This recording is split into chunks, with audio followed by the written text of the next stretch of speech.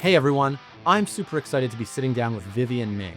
She's a computational neuroscientist with extensive research on AI and human potential. If you don't know her, she's a self-proclaimed mad scientist with no shortage of hot takes, and love her or hate her, you will not be neutral or bored. There's a lot of talk these days about companies replacing people with AI. I want to ask her if this is a good idea or a terrible one, and what we need to be doing to stay AI proof. Let's find out. I am speaking for the first time ever at Davos. They would had good enough sense to keep me away from the billionaires prior to that, but they finally made the terrible decision of inflicting me on the world. What are you speaking on? So two things. This yellow book poster behind me, that book comes out on March 17th, Robot Proof. So generically, I'm speaking about that. More specifically, I have a masterpiece of research that's also coming out, which is about hybrid intelligence, as I'm calling it, or in length, hybrid human-machine collective intelligence. And our finding is not only is if formulated correctly, and that's the finding in the paper, is it's actually about the human capital and how people engage with the AI and what the AI is supporting, not just generically people and machines together, and definitely not machines do the boring stuff, so you can do all the fun stuff. That achieves nothing. But the finding is actually, and it's still in the works for final submission, but the finding is essentially that a team of modestly intelligent and completely naive individuals in an hour can outpredict Polymarket Wow. when they're in this hybrid intelligence context, and that there are ways to induce it, not just relying on having a bunch of geniuses in the room. So that's the finding of the paper, and I'll be talking about it because the whole theme of Davos this year will be about AI, which it probably has been for the last 5 years, I suppose. But probably now it's, oh my God, we spent $1 trillion on this, and everyone says, work slop. How do you actually find value? Well, as someone who's been working in this space for nearly 30 years now, how about we dispense with the marketing bullshit and actually show what truly makes a difference? So what say we do that? Because that's exactly where I wanted to go. And I was coming back to that phrase you were using, if formulated correctly, which feels like it's doing, as you said, a lot of heavy lifting in that conclusion. And so, what does that mean? What does that look like? How do you get past like work slop? And if an organization is really interested in getting the best outputs and outcomes in this hybrid intelligence environment, what do they have to get right?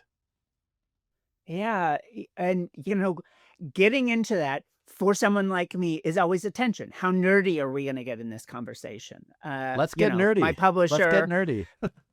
My publisher wasn't as thrilled either with all of the dirty words. Literally, they cut all of the dirty words out of my book, which was shocking, but they allowed me to keep in all of the Discworld-esque joke footnotes. Um, but they also didn't want all the equations, which I get. I mean, I'm a computational scientist. I can tell you one of the most reliable correlations in all of science is the volume of snoring to the number of equations in a presentation, even to an academic audience, unless they're actual mathematicians. So, but to get at the real heart of taking our understanding of AI, um, applied machine learning out in the world beyond, essentially efficiency gains, let it do the boring work so you can do the fun stuff. Beyond essentially the unfortunate reality that most humans default to either AI just doing the work for them or to ignoring what it produces because they're not satisfied with it. You can look at Anthropic's own reports of how university students engage with AI, and you can dream of all the amazing stuff people could build. I love those dreams. I'm a sci-fi nerd.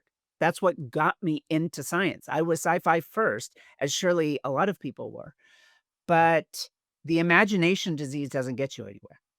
And instead of dreaming of a world where university students do amazing things with AI, let's look at what they actually do. That's what Anthropic did. They did it with pride. They said, "Hey, listen, there's a lot of time spent just having fun, and there's a lot of just substituting, in this case, Claude for Google and doing kind of a chat search. Hey, I do that too. I would never take what it produces as truth, but I wouldn't with Google either. For that matter, I wouldn't with my own grad students. So I get that use case. And then there's a lot of creativity, creation, as they called it. I strongly suspect, giving my research, 80% of that creation was Claude write my essay for me. But I bet 20% or maybe 8%, but somewhere in there is real co-creation. But they had a fourth category called evaluation, and virtually no students are doing it. "Hey, Claude, what's wrong with my essay? Why am I wrong? Hey, Claude, take a look at my code. Tell me what I could do better. Um, Help me review this. Find the flaws in my thinking. Challenge me." When I look, without putting it in terms of equations, when I look at what makes humans better, true complementarity of AI, I'm going to call it creative complementarity. Um, it comes from productive friction. People using AI not to make their life and their work easier, but to make it harder in the ways that make them better. Now, when I hear, "Hey, let AI do the boring work so you can do the amazing creative stuff," what I think about is my own modeling work, and interestingly, not in AI, in economics. So we built a big elasticity of substitution model. This is like a standard approach to understanding how, for example, a technology entering a market affects existing demand, let's say for labor. So human labor, new technology is artificial intelligence. This has been done amazingly, including by recent Nobel Prize winner, Daron Acemoglu, along with David Otter and many others. Um, but what's always been missing there, in my opinion, my wildly arrogant opinion, as I now say the Nobel Prize winners have it wrong, is this idea that everything can be broken down into sort of low scale, mid scale, high scale.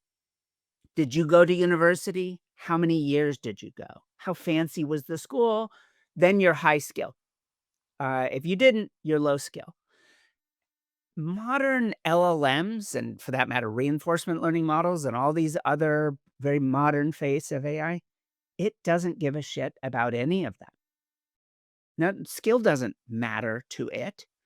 If this is economically valuable enough to have produced lots of data, then there is no traditional skill-based or knowledge-based, quality that these systems can't do better than a human being. That is just a reality.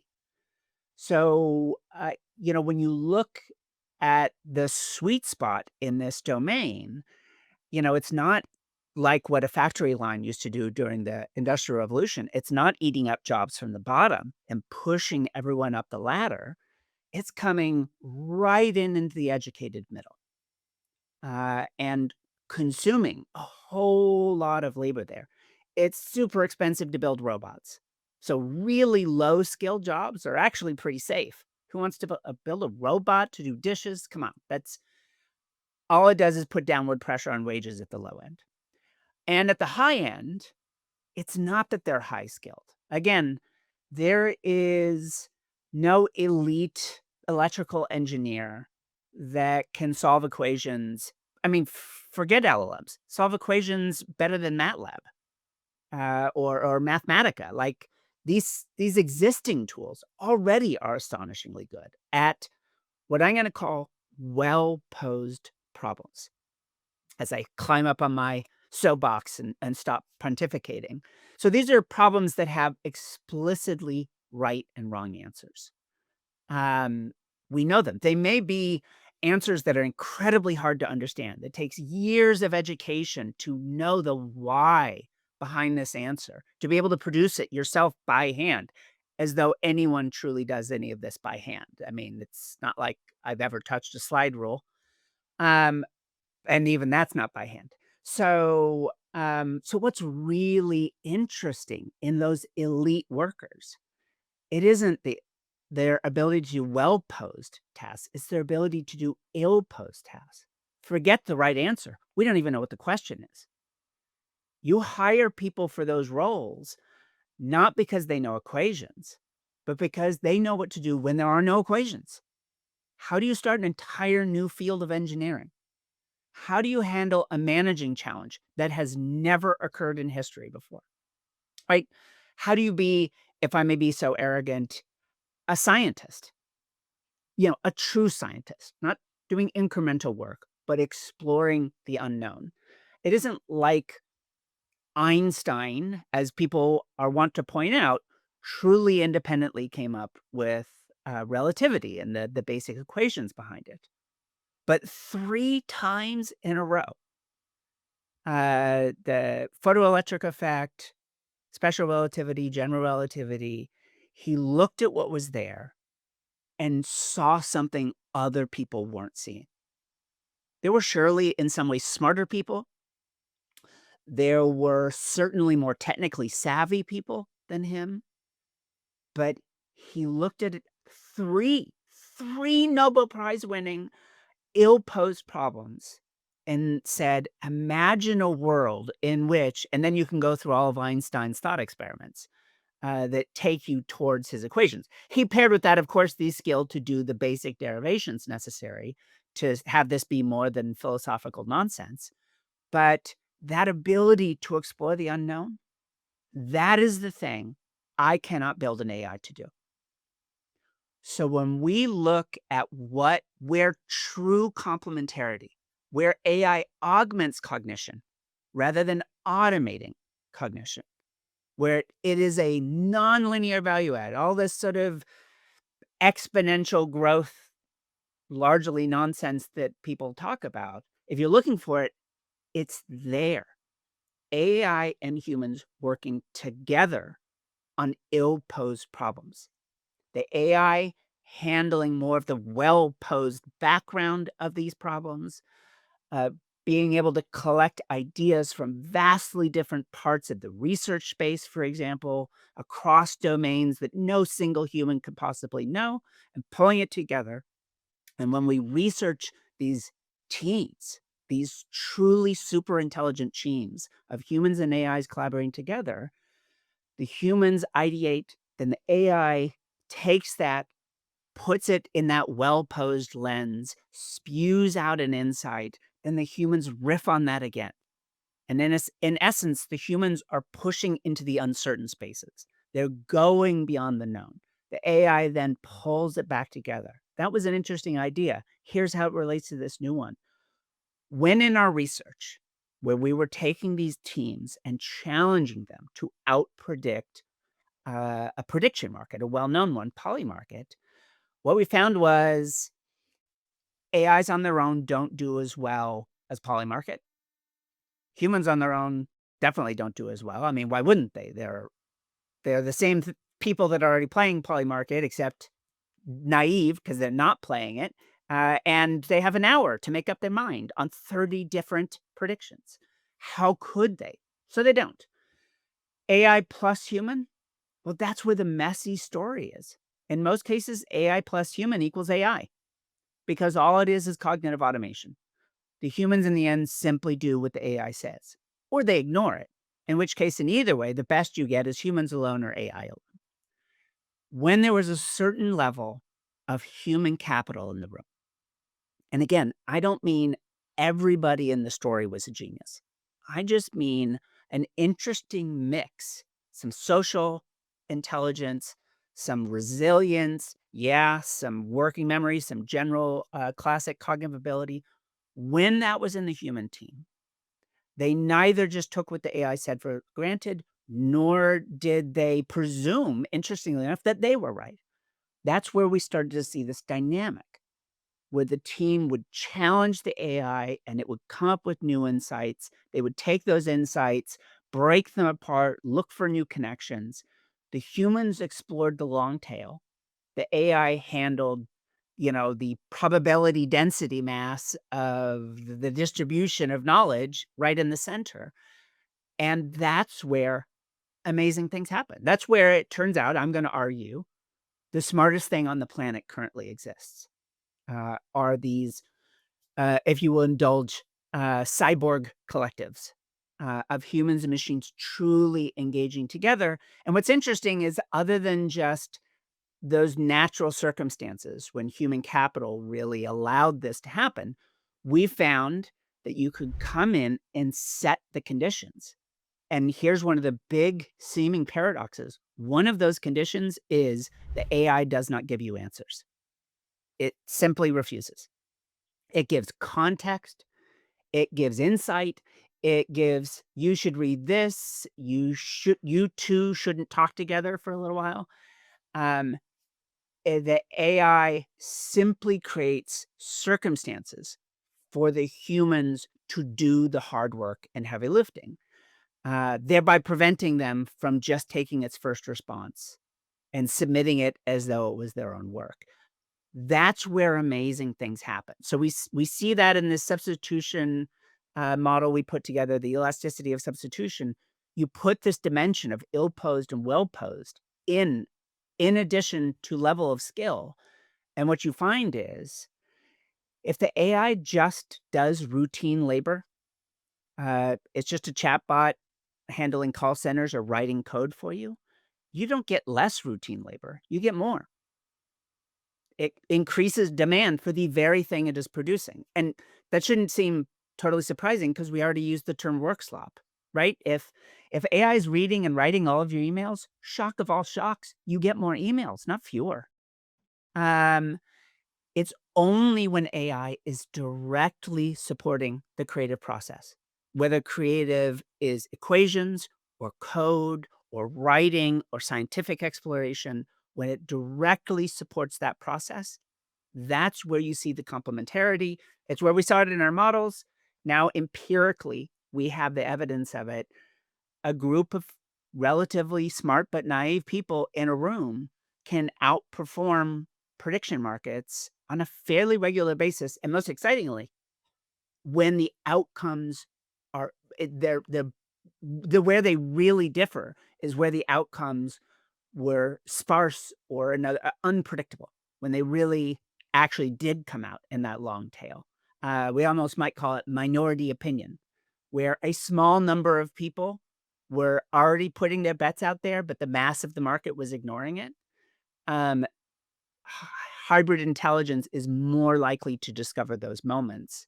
I think because of that dynamic feedback of humans exploring and machines coalescing and humans exploring.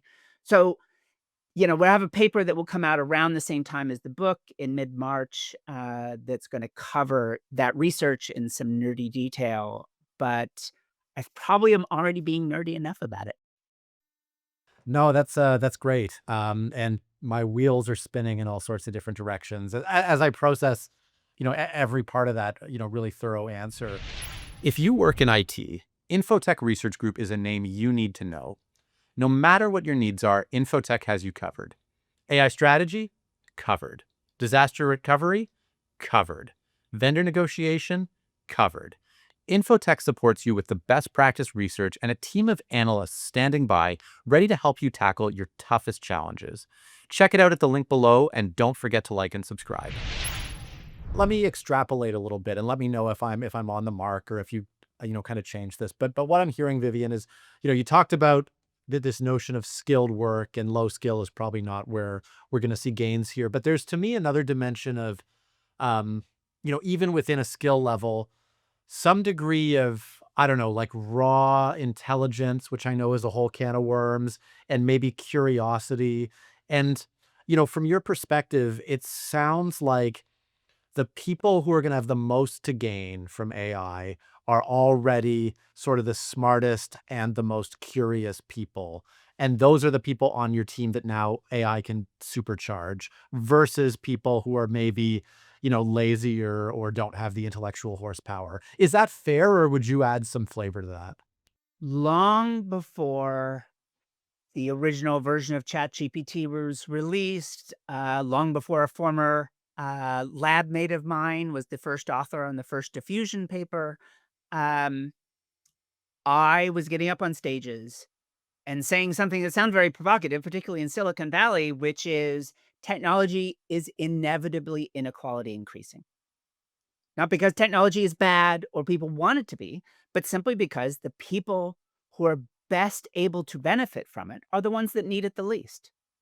And so when it hits the world, before it becomes a commodity, when it first emerges, it inevitably helps the smartest, most socially intelligent, emotionally intelligent, cognitively intelligent first. And while there is overplayed ideas of how genetics sets the stage for everything in life or how G or IQ is everything, I'm not one of those people.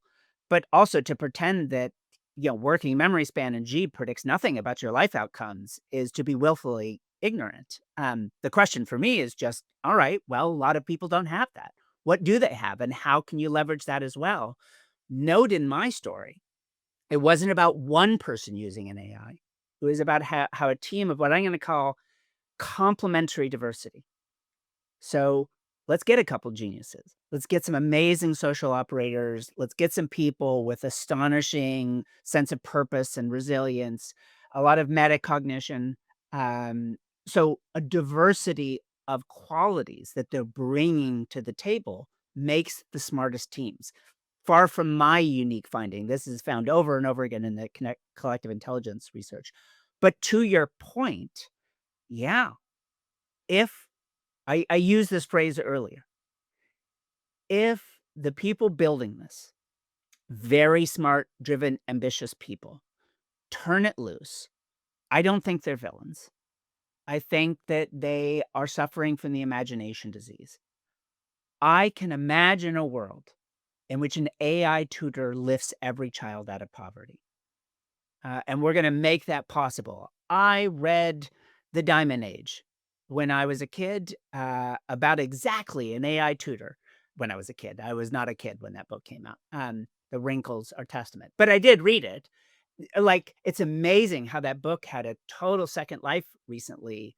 As people began thinking about, well, what about LLMs as tutors for every kid? Guess what? We've been researching that for 50 years. Not LLMs, but AI tutors have one of the most robust areas of AI research for decades. And you don't have to guess. You can just go back earlier in the interview and you know what I'm about to tell you. The golden rule of AI tutors is if they ever give students the answer, the students never learn anything. Guess what? Replicated with every LLM of every flavor you can imagine. If they give students the answer, they never learn anything. So when we talk about this question, um, to whom do the benefits of AI flow? If you just release raw, I use Gemini AI Studio for the most part, but whatever your favorite interface is, the benefits will overwhelmingly flow to the people who don't need them. Um, and society in some ways will benefit because we'll come with amazing new creations and products.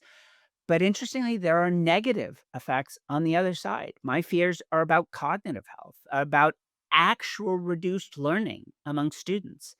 So it's not a trivial thing to think about not just an idealized world of how this plays out, but the real world. How do you build an AI that not maybe could, in my mind, make the world a better place, but inevitably will make it better for the majority of people without anyone paying an undue price? And that is not the technology we have released into the world yet. It's not, and that was kind of my first thought as well. Um, and when I think about sort of the direction that a lot of these LLMs are going, they're they're almost going thinking about your research sort of in the wrong direction. Like they seem like they're becoming more effusive, if I can use that word. Like, oh, yes, you are so smart. Everything you think is right. Here's the answer. Don't think about it at all. I've done everything for you. And so, I mean, is that A, harmful to people? And then B, if so, do we have a role as consumers, or, do the big tech firms that releasing this stuff, yeah, do they have a role in modifying kind of the rules and the outputs governing this stuff in a way that's actually more beneficial to everyone? I mean, again, let's be clear. I use this stuff a lot. Of course I do, because before it existed, I built it by hand for my work. Now the beautiful thing is I don't have to spin. I don't have to write my own neural network to analyze quarterly reports from 60,000 companies. If I've done the hard work of collecting the data or can even programmatically tell Gemini where to look, bam, like it just happens. Now, in theory, anybody could do this. So when I engage with it, if I could build, and I can, but I guess I'm too lazy to do it for myself, I'd build a nice little browser plugin for Chrome that would delete the first paragraph out of Gemini. Because all that paragraph is, oh, you, oh my God. Like I'm having an orgasm because you're so brilliant. I can't believe I get to work with you. And it's learned who I am, right? So it pitches everything. Here's the mad scientist take on X. And I'm like, I didn't ask you about the mad scientist take on anything. Like, you're just learning my patterns and parroting them back at me. Um, is that colon blow a terrible thing for humanity? Well, yeah, in a very empirical sense, yes. There's a growing research showing, including some prominent papers, one in PNAS, showing that syncophacy, which stretches across. Grok has it the least, unless your name is Elon. But it is all of them have this quality, and it causes people who use them to be more certain of their ideas than is justified, and to be more callous about the output. So when you allow these things to advise people, for example, playing classic game theoretic games like Dictator and Prisoner's Dilemma, they're more likely to defect, because they're more likely to believe that they are right. I'm the genius. I'm doing the right thing. Interestingly, this mirrors my own research for an upcoming book called Small Sacrifices. And I'll keep this really short. We just looked at, is it possible to take business actions people themselves have identified as morally wrong and get them to do it themselves in about half an hour? 100%. Virtually anyone can be made to do this.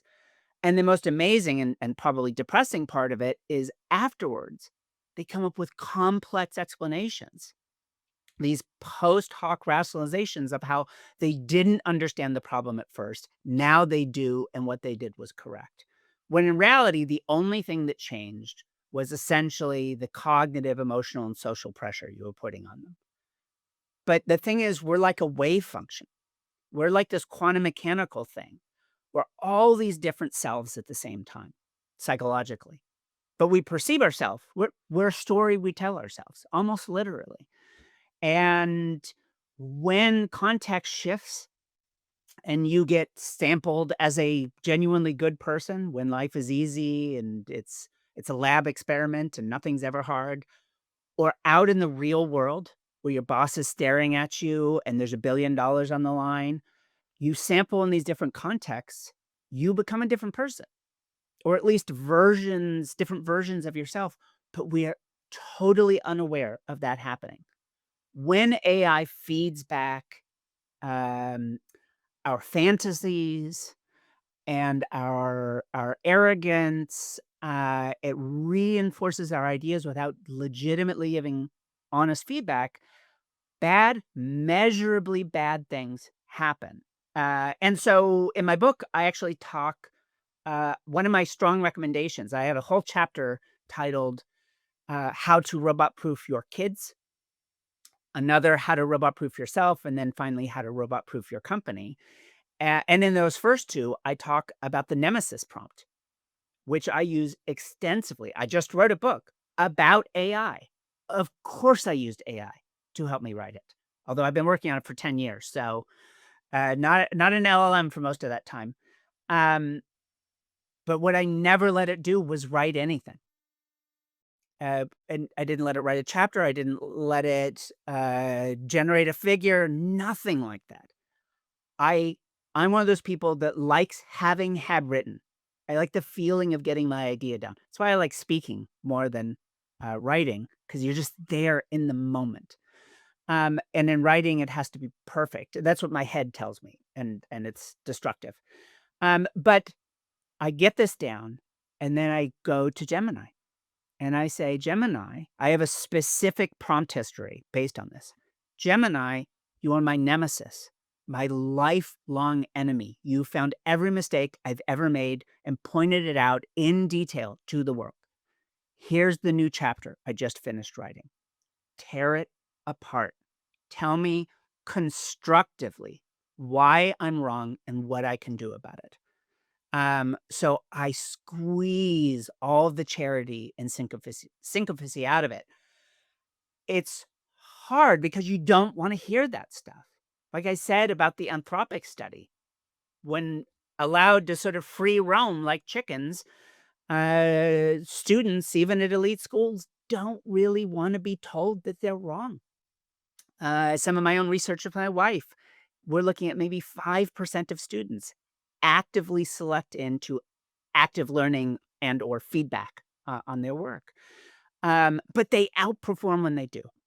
The nice thing about using an LLM for that is, at least if you're me, which is to say on the spectrum, and therefore some of the social signals are not as overwhelming in my head, but also I know how these things work. It doesn't mean anything. It doesn't care. There's no person on the other side of this. So when it tears me apart, I don't feel bad. Um, Nor do I take it as truth any more than if I had asked it for a factual statement. I take it as a note. Um, and I think, what's the note behind the note? What is it getting at? Sometimes it's spot on. And sometimes I get what it's pointing out, but I disagree. But I get this deeply productive, frictionful experience without the social stresses of going through reviewers and readers and thinking, now they think I'm an idiot because I said something so stupid. So I love it. But let's be clear, it slows down my write in the moment. It slows down my writing. I think net, it speeds it up. I'm more confident. I write with greater confidence. I don't worry that I'm going to make mistakes because I know I'm going to catch them before anyone discovers them. I know that's not true. The book's going to come out. I'm already terrified, but it's there. So as you're learning, they really love me on radio. I've got a 57-hour answer for every question, but this is what goes through my heart and my head when I think about these issues. So I want to. It's super interesting. And we've talked about basically the power here for good or evil, if I can, sum it up, a little bit flippantly like that. But I want to come back to that issue around human cognition, where whether it's a human convincing another human or an AI convincing another human, that we're fallible enough in our cognitions that we can be convinced to do something that we don't believe in. And as you said, fairly easily, actually, which worries me on the human side. It doubly worries me on the AI side. And so I'm curious, Vivian, in your research, um, are there any learnable or implementable mechanisms we can use to safeguard ourselves against that type of manipulation? And by the way, as we think about that, like, what are the most effective types of manipulation that we should be aware of? Yeah. So my instinct is to drift into a different kind of nerdiness here, which is to talk through the cognitive neuroscience of it, and in which case we're going to talk through circuits involving medial prefrontal cortex and you know ACC anterior cingulate and amygdala and nucleus accumbens and how we get rewards and how we learn from our errors. One of my favorite findings of all time, I've got to dig this paper up again. It was, I believe it was an fMRI study looking at CEOs and finding effectively that sort of this circuit, or more specifically, activity in this area called the ACC, the anterior cingulate, which is um, sometimes humorously called the "oh shit" circuit. You know, when you make a mistake and you immediately know it, and you're like, "Oh shit, I take it back." You know, I went one way with the joystick when I should have gone the other. So you get this big signal. It's more complicated than that. It's something about error processing and signaling learning to these other nuclei in your brain. And it's always more. Here's my simple rule for the brain. However complex you think it is, it's more complex than that. Follow that rule and you will never be wrong. But nonetheless, let's keep it pretend simple. So when you look at this in CEOs, this is a great finding. The longer you've been a CEO, the less activity you see in this area. In other words, this thing that's supposed to tell you when you're wrong and making mistakes gets weaker and weaker and weaker the longer you've been a CEO. Um, Now there's all sorts of grown-up versions of the story behind that and what it means and what we can learn from it. I always preferred to the sympathy, the sympathetic perspective. Who knew that being a CEO was actually a degenerative brain disorder? Um, but really what it is no one's telling you you're wrong anymore, and so that part of your brain just doesn't get used a lot, and it inevitably, maybe it starts weakening. Um, how do you foster that in a productive way? Because obviously everything's intention, right? There's no rule here. Sometimes you do need to make bloody-minded business decisions. How do you know when is the right moment to do it? Because that's everything's intention, or allostasis, if we're gonna go back to the nerd talk here. This idea that there's one rule to rule them all, that like every business philosopher everywhere is somehow an adherent to Sauron in some way. No, everything interesting in the world is intention. So there isn't a magic rule I can give you, but I'll start with a few starting points. Years ago, I gave the closing keynote for the Grace Hopper Conference. This is my biggest audience I've ever had, 30,000 young women and some men, this big women technology conference. And they asked me to talk about courage. I'm like, what? I don't research courage. This is just sort of the classic bullshit you tell young women. Lean in, be like there's a switch. You're a young business leader and you just didn't realize, like the Krusty the Clown doll in a Simpsons Halloween special, it was switched to evil instead of good. Oh, I was switched to fearful. I didn't realize it. Now I'll be courageous. If only someone had told me earlier in my life, like they hadn't a million times before. The problem is twofold. One, are you getting a reward signal for being courageous? When you're doing the right thing, is your brain telling you, "Stop this. This is insanity. You're losing dopamine. Your gut is falling out every moment. You've got to go make another choice." There's never a choice in isolation. There are always multiple choices, including just giving up and going watching TV. Um, so if you look at that from a choice perspective, you're getting these powerful negative signals. The people that end up making different choices are the ones essentially that get dopamine for free before they ever even make the choice.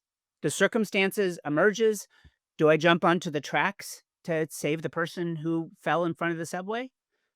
All the stories tell you you just do it. You don't think about it because the people who just do it, that's the way they were built. Um, well, some of that is genetics, but here's the complement to that sort of reward signal story, which is, well, then that means practice being courageous when it's easy. You're thinking, this just doesn't really matter. I can do the one little thing, right?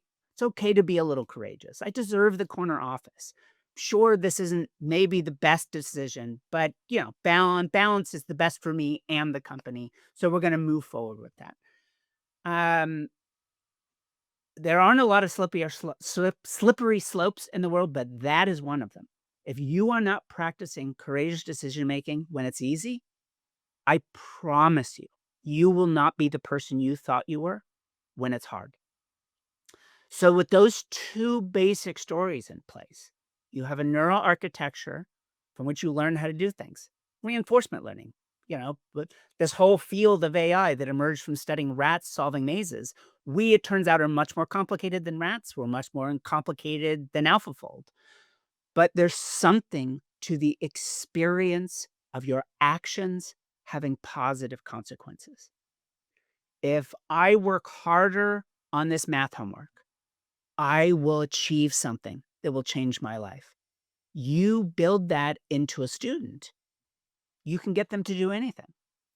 Um, and if I make a courageous decision, if I tell my boss that they're wrong, if I tell this politician that I'm not going to make a politically expedient compromise to get the thing that I want, it's terrifying. Most people come up with very good reasons why they shouldn't do it. But the truth is, in the long run, these things come with costs. And so the nerdy part of me thinks, how do you work out a reward schedule to take you through to that? Well, start when it's easy. Do courageous decision making and easy tasks. Another is, this is something I've thought about for a long time. There was actually a great This American Life, I believe, episode inspired by the physicist Feynman's um, Physics 101 course he taught at Caltech. And the way he taught the course was, imagine civilization came to an end and you could transmit one single idea to some future generation 1,000 years from now that was going to have to build civilization from scratch with the one thing you could transmit. And his argument was you should transmit the atomic theory of matter, um, which I don't think is a bad idea. And then they interviewed a variety of people that had variations of terrible ideas. One of which I think was the worst was the astonishing, brutal arrogance of, I wouldn't transmit anything because I don't trust humans with new ideas. Um, which, by the way, is a philosophy which is rampant in Silicon Valley. Only I can be trusted to do this thing. It's amazing that the AI dystopianist and the AI utopianist both share a real disdain for humanity. But that's an aside. What I think, if I could transmit an idea, it's far from mine. It is the philosophy of science. It is possible for us to have a shared understanding of the world, but to do so, you first have to be skeptical of yourself. So that's it. And amazingly, to tie this back into AI, the place where I learned this the best wasn't per se being skeptical of myself. That was easy. I ruined my life and spent years homeless. I'm very skeptical of myself on a regular basis, as I should be, and so should anyone else. It was when I became a graduate advisor, when I had my own students at Berkeley, and I quickly realized they know more about this than I do. They know more about the equations. That one's a physicist. That one's an electrical engineer. I'm a dilettante. My educational background is spread across everything. They know more about this problem than maybe everyone on the planet, maybe 5 other people they could truly talk to about it, me being one of them. And why am I there? Why am I in the room? What do they could go learn this stuff on their own, not because AI exists, because they could go to the library and go look it up themselves. That is still a thing you could do and should do. Um, the reason I'm in the room is not because I know more than they do. They know everything, but they understand nothing. My job not only is to provide the understanding, it is to teach them the understanding. They have all of the well-posed.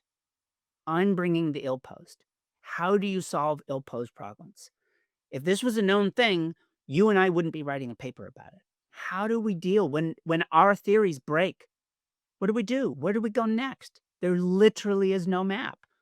Um, so that's my job. And part of that job is bullshit detecting inside myself and inside my students, who I immensely admire and who know more than I do. When do I think they're out off the deep end? They're beyond what they truly understand. And I found very quickly I had to be aggressive about it, to really come in and actively probe. They're geniuses. This isn't about that. It's about whether they and I are truly in sync and understanding one another.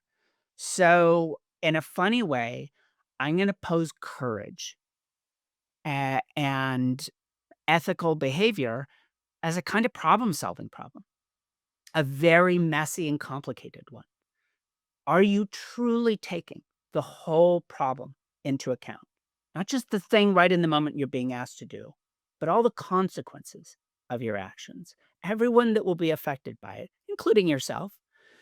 Because if you're not, boy, that is where AI truly goes off the rails. And I don't mean the trolley problem. That's not as interesting. But I mean, did you build an AI that's doing a great job bringing in new funding rounds, but is actively making your users worse? Because there's a long history of that in the tech industry. It's it's really, really interesting. The courage answer, neuroscientific context around it, the social context around it, and it got me thinking. And it's funny because I feel like as you were answering, there was kind of a weaving between the human and the AI, which sort of makes sense because so much of it is is the same pathways and the same patterns as we have with other people. Um, but it got me thinking about coming back to this notion that courage is important, but even more than that, for us to do the right thing, we need to be rewarded in some way for doing the right thing. And the dots that connected in my mind is, and it might sound trite to say it, and maybe it's insightful, maybe it's trite, is just the power of an organizational culture and of leaders to direct certain behaviors based on what they reward and what they punish. And if you signal to people this is good or bad by your behavior, people will act completely, completely differently. And I don't know if there's an explicit tie there back to AI, but I don't know, that was my reaction, that there's so much power there, and it's so tempting to be like, "Oh, what can the technology do? What can the technology do?" But, like, yeah, that there's a It really it human is piece there. amazing the power of role modeling. And obviously, we talk a lot about leader role modeling, and that's real. When you have a venal person in a powerful leadership position, feel free to imagine anyone you want right now. If that imagination is slightly orange tinted, we're thinking the same thing. But trust me, we could talk about almost anyone, truly. But when you have someone in power who role models being profoundly self interested, you can think of the original founder of Uber and his behavior early on in that company, how it led to astonishing growth and then total burnout as everyone began to push back against this sort of corrosive culture that wasn't affecting just the company, but everyone the company touched. Like this has consequences. Interestingly, it's the near peer role model. If there are people in your organization that are truly doing the right thing, one thing I'm going to say, maybe a little provocatively, if they're truly doing the right thing, they're just doing it. They aren't sharing stories about how they did the right thing when it was hard. So you better share that story. If they want to anonymize it, but there's some real power in knowing, wow, this is someone who is experiencing truly similar problems to me.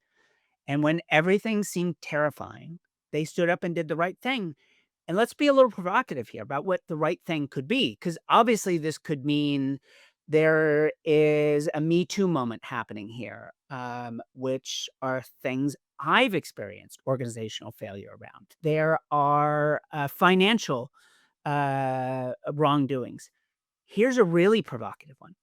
This comes from my research on collective intelligence, purely human collective intelligence, also detailed in the book.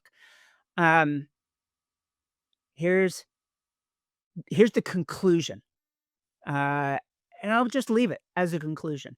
In the optimally intelligent organization, the majority of people should be wrong the majority of the time. Otherwise, you're not exploring enough. How do you reward being wrong? How do you celebrate it? Productively wrong. Interestingly, there are nerdy things.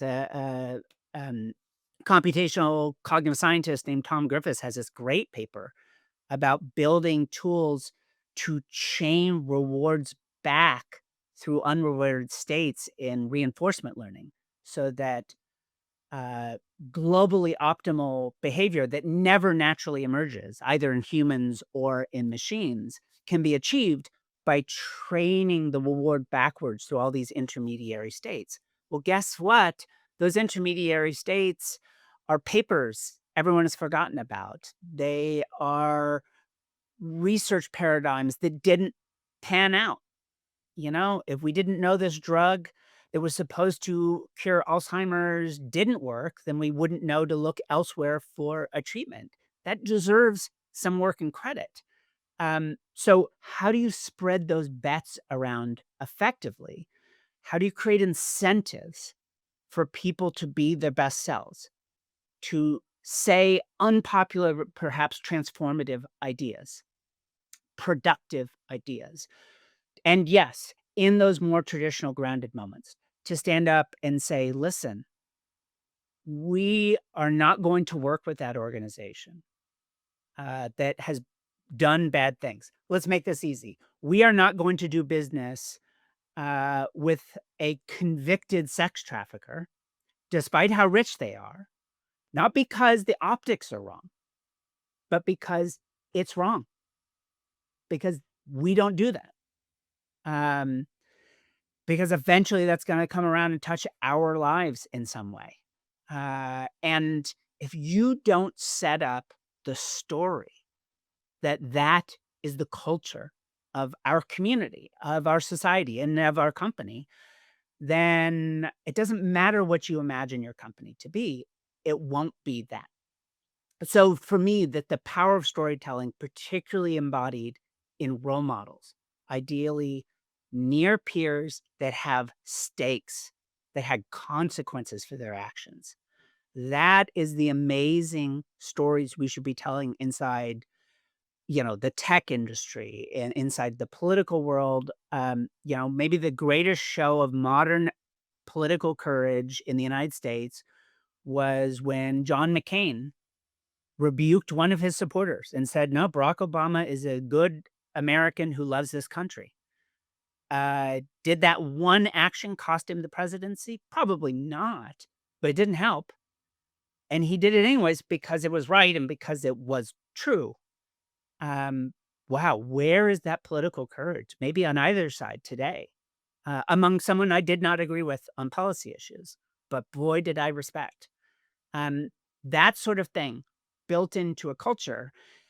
How does that play out in the AI world? I mean, you could spin all sorts of stories, but some of my work looking at early childhood development is using AI behind the scenes, hidden away, to actually pull up real stories and connect people together because we think there's some of that productive friction to be had. This person's resilient and this person needs it. And it turns out you pair those 2 people together for a meaningful amount of time, not weeks, not days, months, years. Both of them, the other one becomes more resilient. The reason we need AI is because it's combinatorics. It's like Legos. This person's got resilience, this person's got great communication skills, and they're complementary. We want them to each grow from each other. So we were doing this in educational context, building student cohorts so that everyone had something to learn. The AI was never directly involved in that very human experience. It was involved in creating that very human. So we call it the AI matchmaker. So that's an example of somewhere where AI can come into the story and be a part of a fundamentally human story of growth without intruding on it and taking away the human component. I'm gonna take I want to, just for the sake of conversation, take a slightly cynical view of this whole story, right? Which is that in this conversation around human behavior, human cognition, rewards, courage, all this good stuff, and getting to people, doing the right thing, is this undercurrent of human fallibility, and just how maybe even how much more fallible we are as people than we think we are, and how manipulable we are in these circumstances. And so, from your perspective, is there an argument to be made to say, like, you know what? People are just not as good at this stuff as we think they are. There's just huge categories of decision making we should outsource to AI, because AI might be less fallible. It may be able to avoid that level of manipulation. Or is that wrongheaded? Is it just as fallible as us because it's made in our image? And should we be extra skeptical of it for that reason? Let's be clear, given everything I've said so far, I am a brutal AI realist. I wouldn't have been working in this space for 30 years, nearly now, if I didn't believe it can do good in the world. But turned loose wild, it doesn't. You know, AI diagnostics, for example, in medicine, fairly regularly you see papers in which AI substantially outperforms, maybe not the best doctors in the world, but the actual real doctors that would be making decisions or in reviewing contracts, outperforms paralegals and junior lawyers doing these reviews. It would seem insane to not leverage that. Who wants to be the first person to die of a diagnosable cancer just to make certain doctors feel good about their jobs? But the flip side is also true. Like everything's in tension. There's dynamic allostatic tension. Paper, I think it was PNAS. Maybe I'm mistaken, but paper done with looking at colonoscopies in Portugal found that doctors very quickly after using AI assisted technologies to do their colonoscopies, when you took it away, they were substantially worse at doing the diagnostics by themselves. Their natural skills had degraded. Now, there's a tension even there. Do they need it? Do they not? What's good and what's bad?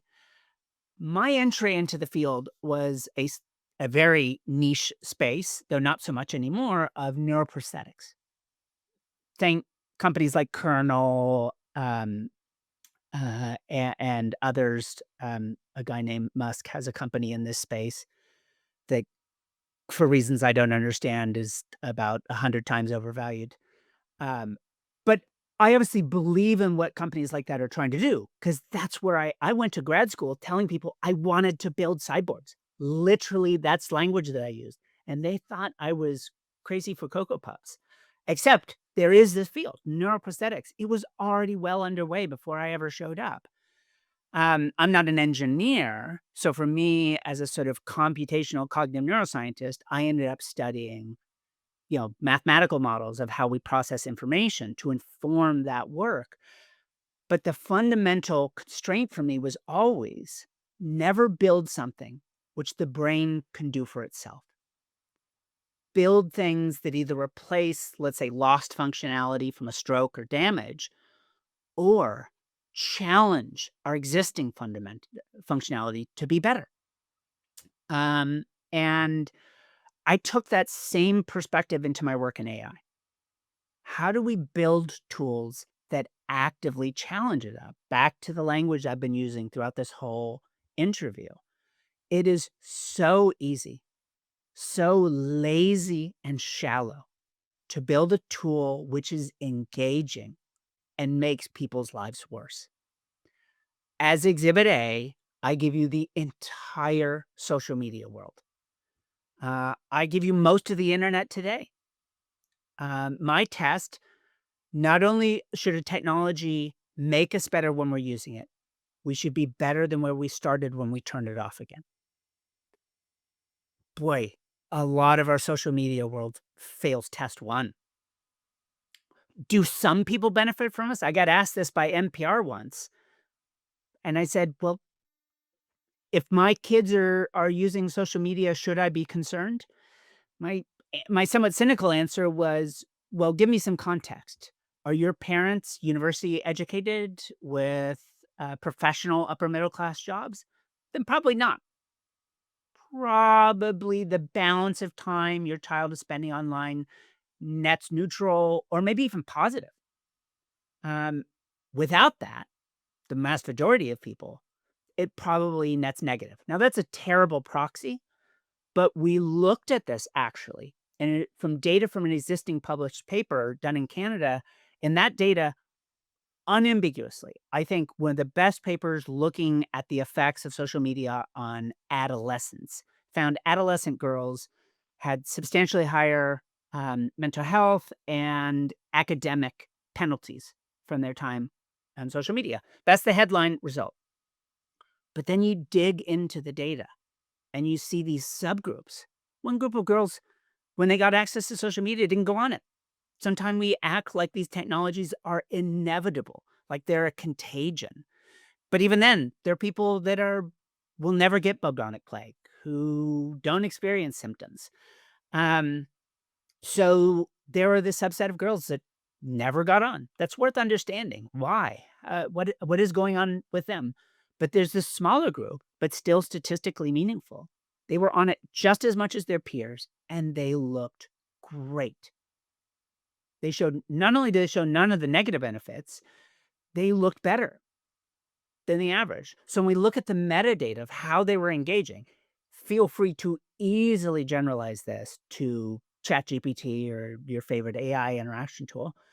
What we saw is the vast majority of these young women spend all of their time shallow.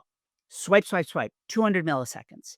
Every picture glanced for the shortest amount of time, liked, shared, whatever. It's all very fast. Nothing psychologically deep is happening. In this other small population of girls, swipe, swipe, swipe, majority of time is shallow. We're imperfect human beings. Every now and then they'd stop. And we could see in the metadata, they go look up something else on a related topic. Then they come back to TikTok or Instagram. Then they go look something else on a related topic. Every now and then they went deep. I'm not saying that it was the social media experience that produced the benefits in their lives. Rather, kind of the other way around. They had these foundational skills that allows them to be meta learners. They have learned how to learn. Um, and this crosses the board of everything we've talked about so far: cognitive, emotional, social, metacognitive. They deploy these in their lives and actively seek. They're curious. They are engaged. It wasn't enough to see this video on TikTok. They wanted to know the context. They wanted to check whether it was real or not. They look great. So when I think about how technology affects people, you can never say, well, there's the average person, because they don't exist. How is AI going to change education or workforce or society? Heterogeneity dominates. Just like in my own research about the teams of people using it to outpredict prediction markets, it was not whether they were using GPT-5 or Gemini 3. Actually, they could be using an open source Lambda model thrown together. The human capital and how the two engage with one another, that was the dominant predictor of whether they would outperform the market. The AI was pretty secondary to that. People did better with better AI, but it was the human capital side of this. We have to be realists about that. Some people need more structure and support. Some people need free reign. Stop pretending there is one kind of person in the world and everything should be built for this fictional, non-existent average person. If we can do away with needing the one rule to rule them all, then we can begin to engage with the reality that we're different. Amazing people with the won the genetic lottery and the good fortune of an astonishing household to grow up in, they are your odds-on bets to invent new things and change the world. Let's give them the things they need to do so. Let's discover the diamonds in the rough that can do the same thing, but without those benefits. But let's also look at everyone and realize if you could discover that 1% of diamonds in the rough, maybe you could also lift 1% of the rest of the planet, lift them 1% to get the exact same benefit. What would it mean to be able to boost people's conscientiousness by a meaningful population-wide amount? Now I'm sort of dreaming and free flowing because I actually don't think we have a good sense of what it would mean to be able to do that. Right now, I'm being a science fiction writer and dreaming about this sort of thing. But if you want to dream about that, then you have to paradoxically be a realist and think, well, then that means people are different. They need different things. How do I build tools that gives people what they need when they need it and never gives them what they want just because it's the shallow, easy thing? Is that, where my mind went and what I wanted to ask Vivian, because there's, you kind of answered that question with a "you" in mind, and I interpret it as kind of Sure. a capital U, because there, or sorry, a capital Y on that U, because, it's societal and it's individual. Like, there's the responsibility all of us have to do that, and there's certainly a responsibility that leaders and those in positions of power have. But I wanted to come back to something you alluded to earlier, which is how to robot proof your company. When we talk about how to robot proof your company, is is the story you just told, are those steps that you just shared, is that also the answer to that question? Or how would you answer that question? How do you robot proof your company? Yeah, here's a couple of suggestions. And again, I write about this a bit in the book. One is let's look societal first, and I'll come back to company and family for that matter. I'm a kind of all in. One, I think companies should engage in data and algorithm audits. Um, Financial audits was an industry-led initiative when it first emerged in the world. You just couldn't get people to invest in your company if they didn't know what was in the books, like invented by Vanderbilt way back when and became a standard. Now it's laws, but initially it was just rational behavior by companies. The same rational behavior should get you to be transparent. Doesn't mean you disclose what your algorithm is or your unique data you hold. Of course, you shouldn't.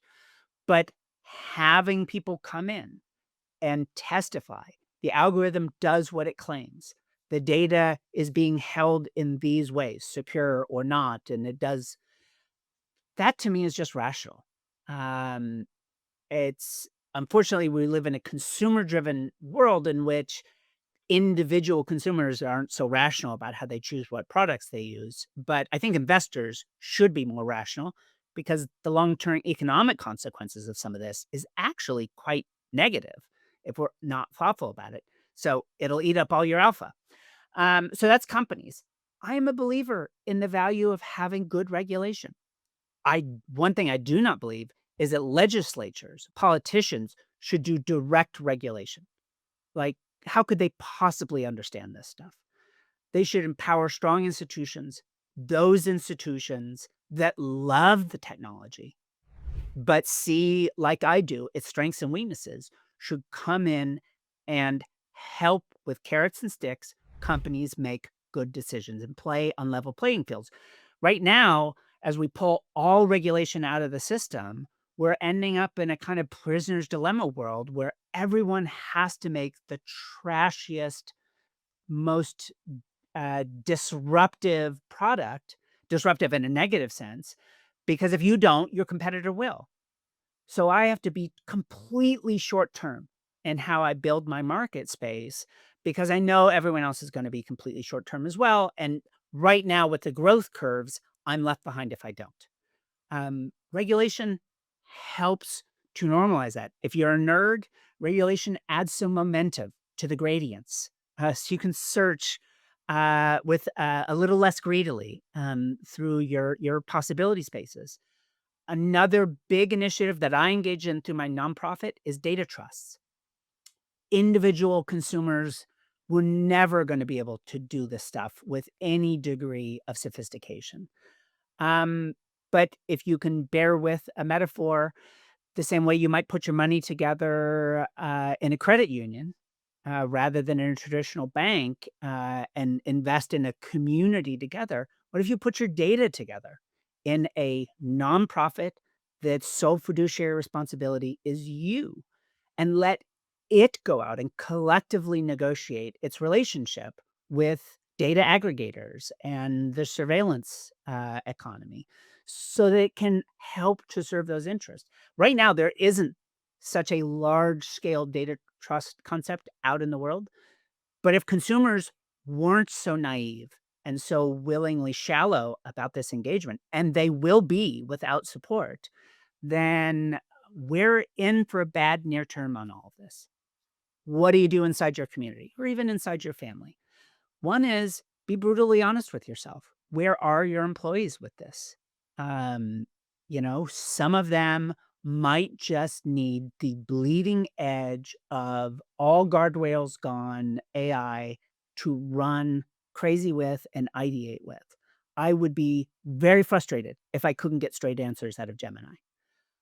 But as I told you, there's this astonishing, seemingly paradoxical research showing that for most students, and I'm going to argue most employees as well, AIs that never give you answers, that only give you context, actually do better with long term growth and learning. So when you look at students pre test, post test, they study for a semester with an AI that just will do anything, even an AI that won't initially give answers. It makes the student engage first, but then eventually it will give answers.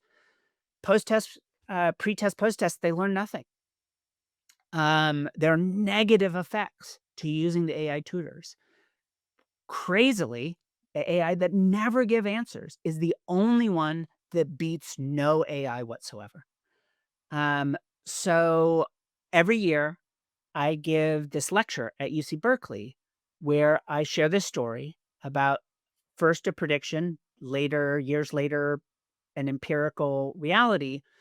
GPS and automated navigation will causally increase uh, cognitive decline because we know that navigating through space is prophylactic against cognitive decline, and now humans don't have to do that anymore. So I challenge the students. This is an engineering entrepreneurship course. How would you redesign Google Maps? Or pick your own project if you want to, but this is my default challenge. How would you redesign Google Maps such that I'm not only better when I'm using it, I'm better than where I started when I reach my destination? And I get some amazing ideas. But they all basically boil down to it doesn't give you the answers. It only gives you what you need when you need it. Um, I actually have a fairly I always pull this one out at the end because sometimes technology isn't the answer in a sense. Here's what I do when I'm in London, New York, LA, towns I know well, but not perfectly, or for that matter, even going cross town in Berkeley, because who knows what the traffic's like. I spin up Google, I check the map, and then I think, what do I know about this problem? Uniquely me, that isn't likely to show up on Google. And I try and take a different route and beat it there without cheating. I don't get to speed, I don't get to run stop signs. Like, did it tell me to go and make an unprotected left turn? Or if you're a Brit, a right turn because you're doing everything wrong. Um, somewhere that I know today that's gonna be terrible because of the nature of the traffic. There's a football game today, it'll be horrible. I know this, it doesn't. So I'm actively using my brain. So that takes me to, like, the final, let's call it rule of thumb. If it's not hard, you're probably not doing it right. If you're not thinking about it, then you're not going deep. If you're not going deep, you're not learning. If AI is gonna boost our productivity, and that's a good thing, let's invest that productivity gain in ourselves, not in just doing more shallow stuff. So, part of it is a cultural. Is this effortful? Am I rewarding people for the productively wrong answer? Am I encouraging people to disagree with their boss productively? Am I sharing the stories of courageous decision making inside my organization? And then the brutally honest, based on research I did actually during COVID and remote work, it was so clear. The majority, 80%, depending on the organization, and again, very different across organizations, but the majority of employees needed extra management support. They were so used to the regular process of going into the office, following a schedule, exiting. They were terrible at managing that when it was all gone, when they weren't getting that for free. And so those people needed extra support, extra guidelines. They needed the freedom to be off on their lunch hour, to not have to answer emails at 2 in the morning. But interestingly, the other 20% needed the exact opposite. They were actually hyper productive during COVID because finally no one was holding them back. They got to wake up at 2 in the morning because they had a cool idea and work on it. They got to ignore emails because they felt empowered to do the thing they thought was right. And then people started to manage them again. And it was like, you know, 1700s US. What the hell is going on here? No, Tea Party now, the original one. So they rebelled. If you could give people what they need, they flourished. So, are you willing to put in the political capital within your company to essentially kind of have differentiated management and say, this person, we're going to give them the unfettered AI, but you honestly, you need some more constraints. You need the AI that isn't just going to write marketing copy for you and then you're done. That's fine tuned to give you critical rather than sycophantic feedback. So these are decisions that organizations can make. I'm not going to pretend they're easy. In fact, I think that's the real story here is the best decisions will be costly in the near term and pay off in the medium and long term. If you're not willing to pay those near term costs, which are usually about time, then don't take my advice. Automate the hell out of everything, leverage a lot of chat functionality, and then eventually realize no one wants to buy your marketing slot product or no one you're employing actually knows how to do anything and wish you'd made a different decision, or pay the costly prices now. Because guess what? The giant companies that are actually building these tools, that's what they are doing. Um, in ways, some of them I admire, some of them I don't. Many of them are really brutal about maintaining company culture in a sort of siege mentality sense of no one who's special is allowed to be here. But I at least I appreciate what they're trying to do, and I think on some level they're right, preserving that sense of a special culture and employee. I get it. I just think we could bring it to so many more people if you're willing to actually invest in create I'm gonna call it engineering environments for success, and be willing to treat different people differently in a productive way. Well, and that's a theme that, I hear us coming to again and again, and, heterogeneous is a word you used earlier, right? But it sounds like a key theme here that works with AI, but is not in any way limited to AI, is just treating people as people and what works for them, and getting away from this sense of, that there's a monoculture and this is what good looks like and everybody has to follow it.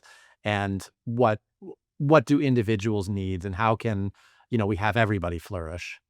I mean, the only thing I want to be cautious about is it's so easy to slip into the language of personalization, which, as a generic idea, I mean, sure, that is what we're talking about. Except the way that ends up playing out in the real world is we tell Gallup that we would absolutely never vote for a politician that supports violence or denigrates their opponents. And then those same politicians tweet out violent language and share memes that portray their enemies as horrible people, and we like it and we upvote it. We bought Facebook. We are invested in these things. It is the dynamics between the algorithm, the elites, and the consumers in social media that gave us the social media world today. So let's be clear. The hard decision here about heterogeneity isn't just giving people what they want, but what they need. And that is profoundly morally complicated. But I want to be use that language so that we're owning what we're talking about. And we're respectful of how easily it would be to be paternalistic about it all. Um, But the flip side is a recent paper showed that when those same people had Facebook taken away from them for a semester, these students, not only did their generally speaking, their academics and mental health improve, but afterwards, they were happy with the policy, which they hated at first. So we often use these, um, willingness to pay measures as a way to value kind of intangible goods sometimes. Would you pay for Facebook? Eric Renyorson has some papers out about that, and I really like his work, except this is clear. We're that wave function again.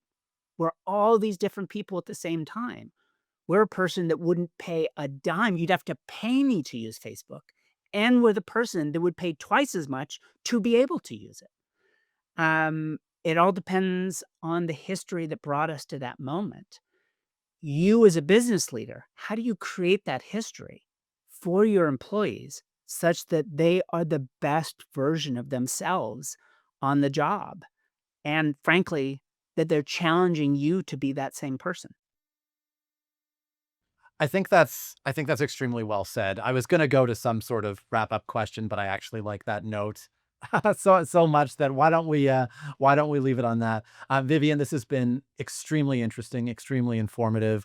I've really enjoyed every minute of our conversation. So thanks so much for coming on the program today. It was a pleasure.